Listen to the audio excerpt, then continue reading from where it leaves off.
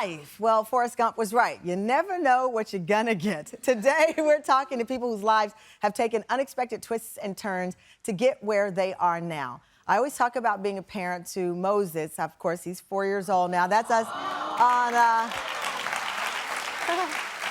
That's us when we celebrated my birthday just the other day on the show. Also, shout out to the birthday people in our audience. But here's the deal. Imagine, though, because now I had him at 48. Imagine being in your early 20s and raising teenagers. My mom had me when she was 19. So we know that people face this every single day. But our next guests have such a special journey with it. Tasia and Drew Taylor are doing that. In April 2022, the kindergarten and high school teachers added a preteen to their family. Okay, you understand. It's a little unconventional, but we've seen it. They could not be happier. But that's not where this journey ends. Take a look. As teachers, we love kids. That's where our heart is. And so whenever we had the opportunity, we wanted to provide a home for these kids. But with my struggles with pregnancy, we weren't able to have kids of our own. So last year we signed up to foster, trying to expand our family. But I never expected that our future child would be sitting right in front of us all this time. So we took in my former private school student, Rory, after her previous family had put her back into foster care after having her for 7 years. So the family told the school that Rory was going back into foster care, but they didn't tell her. And when I heard the news, I went to the nearest bathroom and I threw up because I just couldn't believe it. Immediately, I knew that I wanted us to be Rory's guardian, so I called the Department of Child and Family Services and tried to give them my name and number, but they seemed to think that we might be too young to take in a teenager.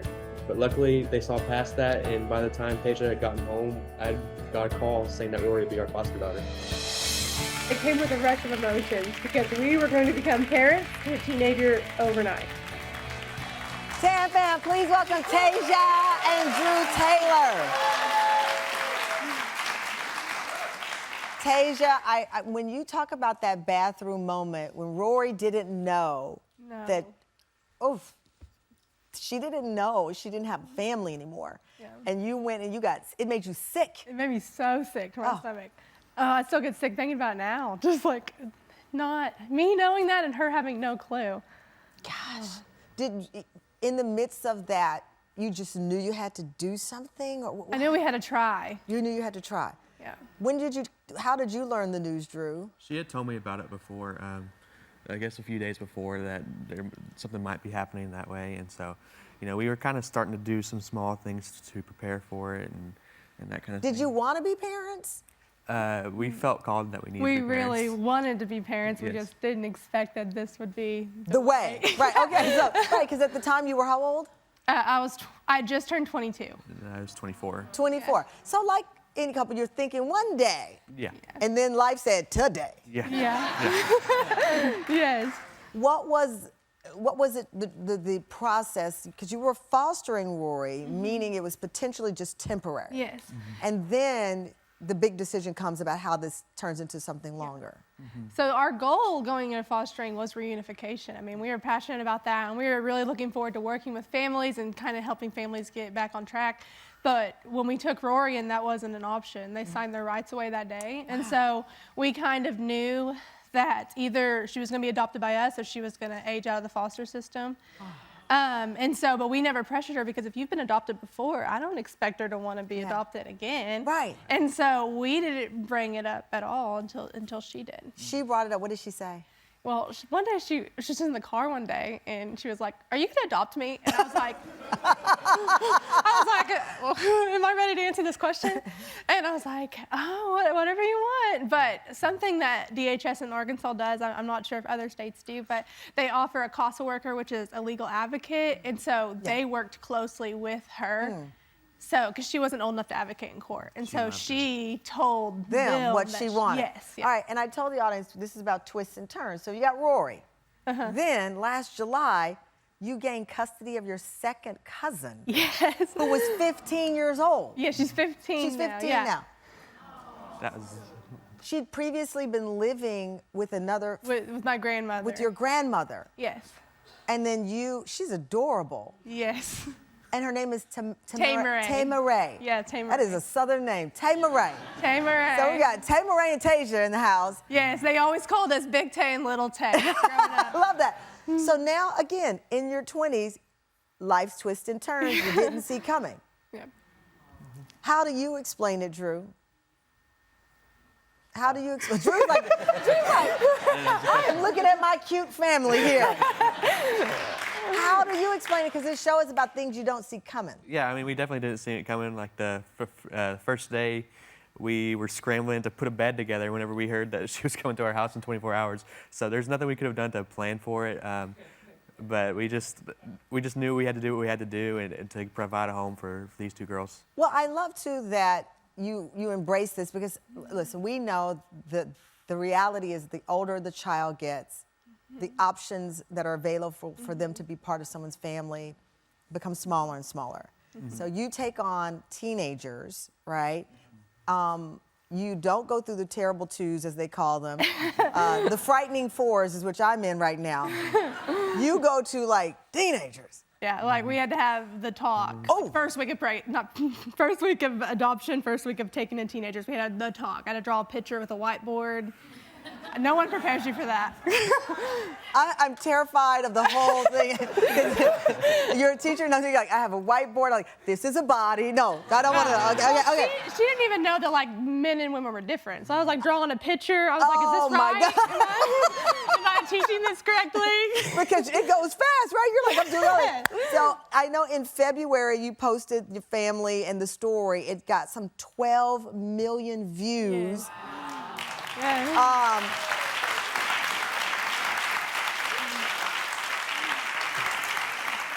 A flood of comments from people. Why do you think this really hit a nerve?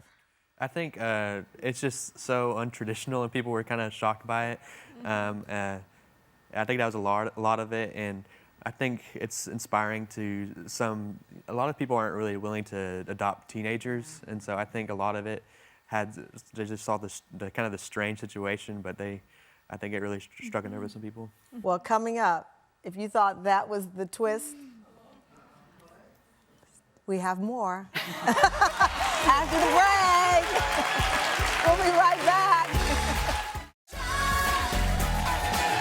Oh, welcome back, Tam Fam. We're with Tasia and Drew Taylor, who took an unexpected dive into parenthood when they took in not one, but two teenage girls in the span of just 4 months. I said there were more twists to the story. Follow me, follow me, follow me. So, in March, what'd you do? In March, we got a phone call from DHS asking if we were willing to take in a 12-year-old boy. And so we did.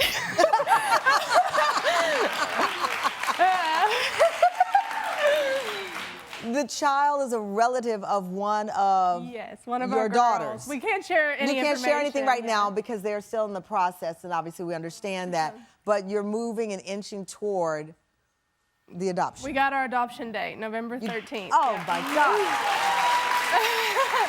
So, November 13th is the date. Now, I know when I asked you earlier if you wanted children, I neglected a very big detail. You've been trying. Yeah.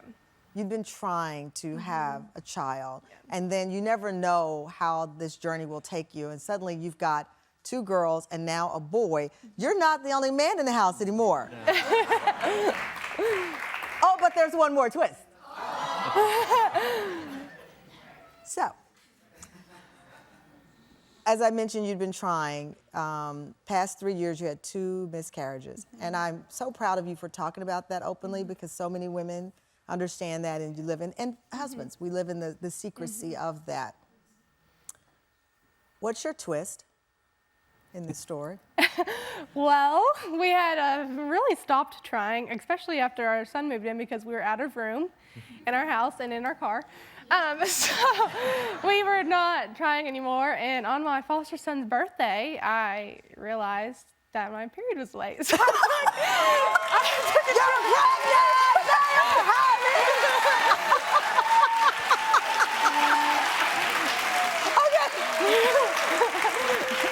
First of all, this is a live show. Tasia, I thought you were going to say, I'm having a baby girl.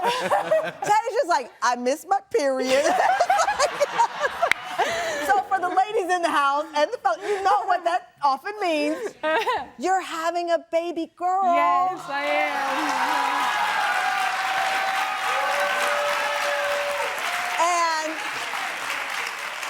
And you already, you're gonna reveal to the Tam fam, you already picked her name? Yes, well, we've had a name for 3 years. I mean, I've been praying specifically for a baby girl by name since we started trying. And so even when I got pregnant, I was like, this is gonna be a girl because God doesn't answer prayers halfway. Yeah. And so we found out it was a girl, and we're gonna name her Ashton Rose.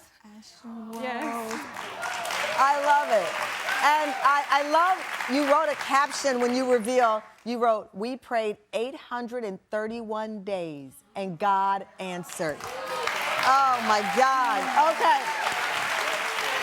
Well, your story is so inspiring for many levels and many reasons.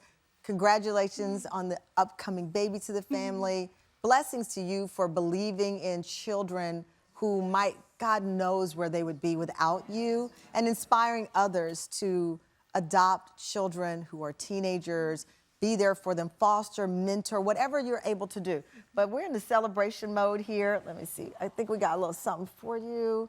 Let me bring this over here because you got a little one coming in soon, and you've been dealing with teenagers. You're gonna have to get the diaper hands ready and the nursery rhymes ready. So let me tell you what we have here. All right, this is a little basket. It represents, though, what is fitting for a teacher, books. We picked out some of our favorites, and these look familiar to you at all? Yes. Some of them do? Okay, we did a little snooping. And we found your baby registry on Baby List. It is the go-to online destination for millions of growing families. And so we made a call. And our friends at Baby List are giving you $5,000 to cover every single thing on your registry and a little bit more. There you have it. Yeah, you're welcome.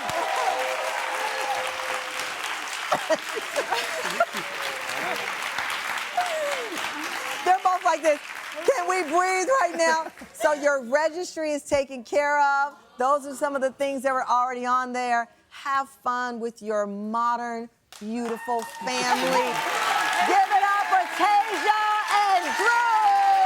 And a very special thank you to our friends at Baby List. Every year they help over 9 million people make purchases through their registry app, e-commerce, shop, and comprehensive product. Guys, go check them out.